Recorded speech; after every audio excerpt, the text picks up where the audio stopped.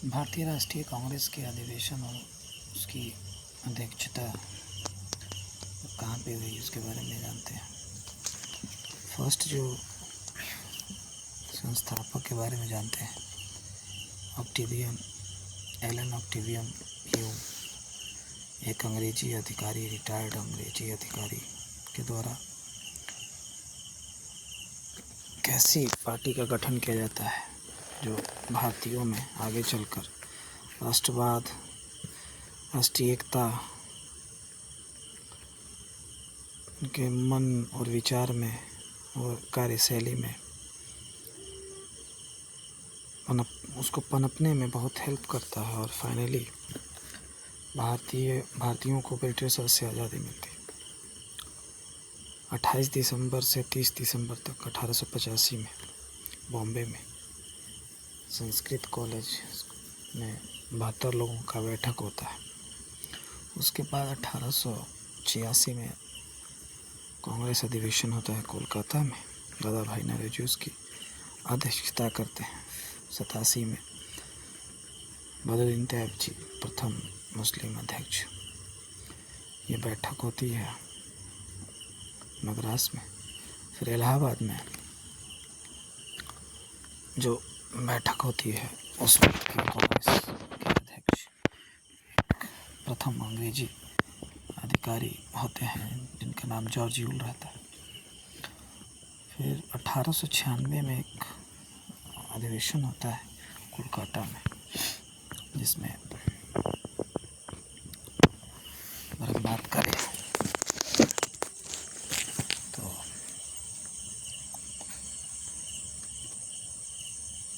रविंद्रनाथ टैगोर द्वारा वंदे मातरम का गायन किया जाता है।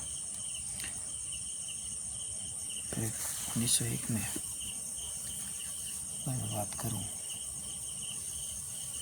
तो पहली बार जो गांधी जी थे वो मंच पे अपने आप को मंच पे वो दिखाई देते हैं और ये बैठक कोलकाता में होती है। फिर अगर हम बात करते हैं 1905 का बनारस अधिवेशन, गोपाल कृष्ण गोखले नरमपंथी जो कांग्रेसी धारा थी उसके प्रमुख नेता इस बार अध्यक्षता करते हैं। गोपाल कृष्ण गोखले जो गांधी जी के आगे चलकर राजनीति गुरु कहलाते हैं। 1906 में फिर great old man of India दादा भाई नौरोजी बनते और इस बार वो स्वराज के बारे में बात करते हैं, स्वदेशी के बारे में बात करते हैं। फिर 1907 में एक महत्वपूर्ण घटना होती है जिसमें कांग्रेस दो भागों में बढ़ जाता है, नरम दल और गरम दल। उस वक्त के अगर हम कांग्रेस अधिवेशन को देखें तो 1906 वाला कोलकाता में और 1907 वाला सूरत में, और रास बिहारी घोष उस वक्त के अध्यक्ष थे और वो सत्र को स्थगित कर दिया गया था। अगर हम और आगे बढ़ते हैं तो एक और कांग्रेस अधिवेशन जिसको याद किया जा सकता है 1911 में बिशन नारायण धर उस कोलकाता के अधिवेशन को लीड करते हैं और गाया जाता है राष्ट्रीय गान जन गण मन। उसके बाद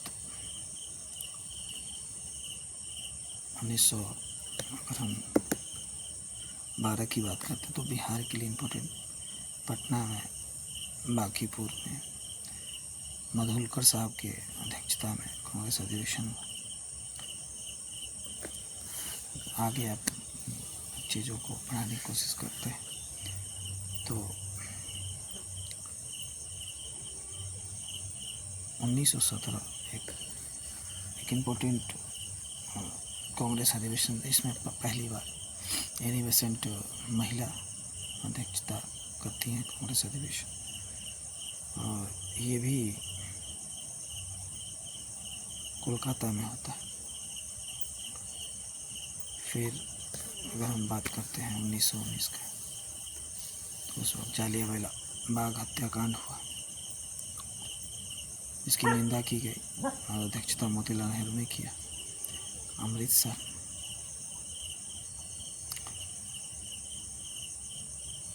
1920 में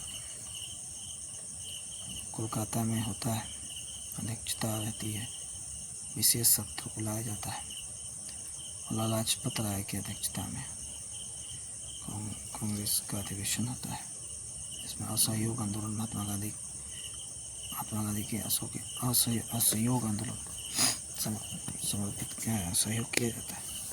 1922 में CR दास, गया, बिहार के गया जिले में कांग्रेस का अधिवेशन होता है। उसके बाद से CR दास कांग्रेस छोड़ के एक और स्वराज दल स्थापित करते हैं मोतीलाल नेहरू के साथ। ये 1922 की कहानी। कानपुर का अधिवेशन होता है 1925 में।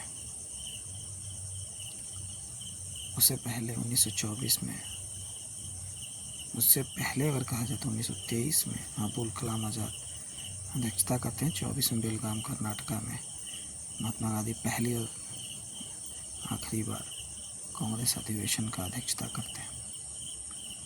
1925 में सरोजिनी नायडू प्रथम भारतीय महिला अध्यक्षता करती हैं भारतीय राष्ट्रीय कांग्रेस की।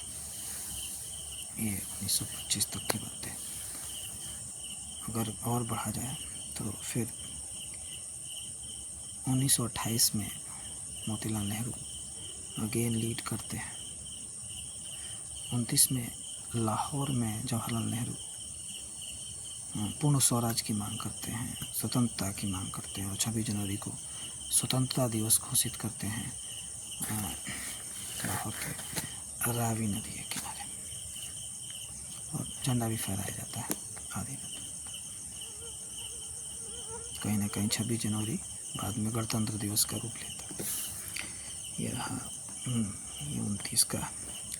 फिर बीच में स्थगित रहता है अधिवेशन। 1931 में आते हैं तो इंडियन इकोनॉमी और फंडामेंटल राइट्स,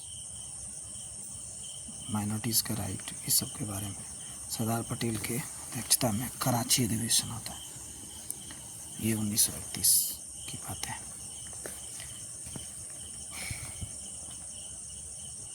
1916 में एक अधिवेशन होता है जो ये बताता है कि कांग्रेस में जो नरम दल और गर्म दल थे उनका विलय हो जाता है, और लखनऊ पैक्ट कांग्रेस और मुस्लिम लीग के बीच भी समझौता होता है। ये लखनऊ पैक्ट कहलाता है। अंबिका चरण मजूमदार उस वक्त के कांग्रेस अधिवेशन के अध्यक्ष थे। फिर अगर हम इधर और आगे बढ़ते हैं,